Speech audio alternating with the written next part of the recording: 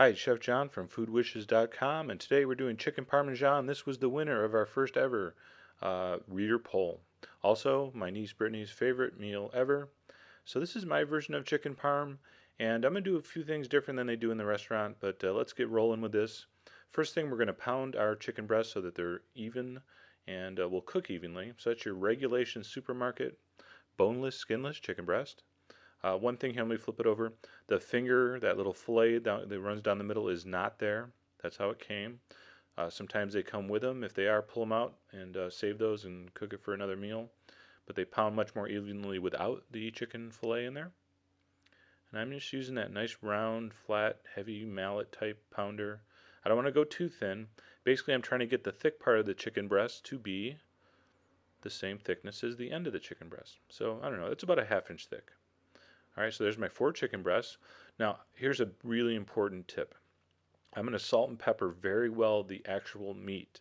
Then I don't have to worry about seasoning the flour and the breadcrumb because I know the chicken's going to be seasoned. I'm going to put a very flavorful sauce, and of course the cheese on top is flavorful. So a lot of people don't even season the meat there. They season the breadcrumbs and the flour, and I just think that works better. So I'm going to beat up 2 eggs. Rule of thumb, ½ an egg per chicken breast.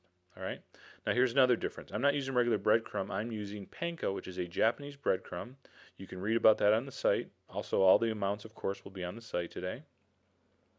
And I'm going to add about 1/3 of a cup to a ½ a cup of finely grated Reggiano Parmesan to my panko breadcrumb.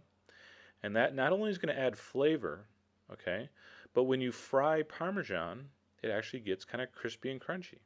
So it's going to add an extra layer of flavor and also help with the coating.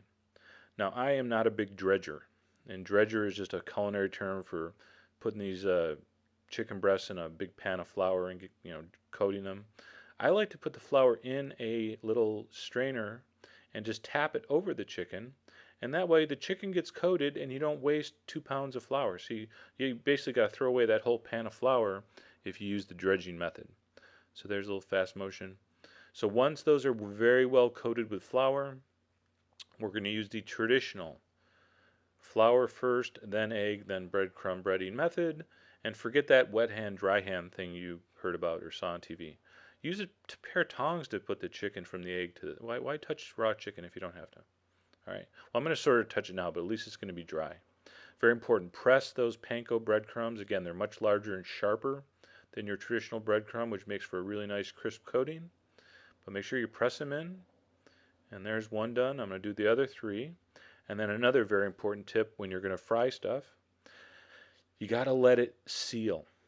Okay? So I breaded my 4 chicken breasts, and I'm going to let them sit just like that. You don't have to refrigerate them, but I'm going to let them sit there on the counter for 15 minutes at least, and that's going to kind of make the coating adhere to the chicken much better. In the meantime, let's get the rest of our ingredients together. I'm going to use 3 cheeses. The first one is a nice fresh mozzarella. That's a 1-pound log.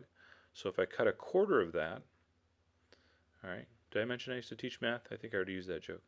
So that's 1/4 pound of cheese. Now, if you're using the regular supermarket mozzarella, it's probably much firmer than this. Some stores you just can't find the fresh mozzarella. You can go ahead and grate it. But if you're using the fresh, it's just a lot easier to cube up like this, because if you try to grate it, it will just kind of all smear and mash together. So I'm going to dice up my fresh mozzarella. Again, that's only going to be 1 ounce per chicken breast, so you don't need a ton of cheese for this. It's a mistake people make. They put too much sauce and cheese. Did you see me take that piece? All right, so there's my 4 ounces of mozzarella. I got about 2 or 3 ounces of grated provolone cheese, which I think is very important, a little sharper. And then even sharper is the grated Parmesan. By the way, in the restaurant, a lot of times just sauce and mozzarella. I'm like, hey, it's called chicken Parmesan. Where's the Parmesan? All right, I'm going to chiffonade some fresh basil. And if you can't find fresh basil, I'm sorry. In fact, let me do this regular speed. Sometimes I got to slow this stuff down for the camera. Let me show you how I really, see, that's normal speed there. Pretty good, huh? All right, so a little fresh herb is going to be really nice on this. If you can't find that, I will give you a tip later. But most stores sell the hydroponically grown basil now, so you can pretty much get that all year. Now, in a skillet, my oil was on medium high. How I knew to put the chicken in, I put a little piece of the coating in and it started to bubble and get golden. I knew the oil was hot enough. See, it's only about a ½ inch of olive oil, so I can't really use a thermometer, so you're going to have to go by feel. So get a ½ inch of olive oil, medium hot, and don't cook these too much, okay? The chicken's going to bake in the oven, so we don't want dried chicken. So we just want to get it to the kind of golden, more golden than brown stage. All right, so that literally was like 2 minutes per side. The chicken is still going to be pretty much raw inside, but we're basically just kind of crisping up the outside. There's your close-up. All right, now we're going to put those in a baking dish. And here's the other mistake the restaurants and most other people make. Just too much sauce. They put sauce in the bottom, they put sauce in the top. Why all this sauce? I mean, why'd you bother frying and coating it with that nice crisp breadcrumb and then drowned everything in sauce? It just gets all soggy.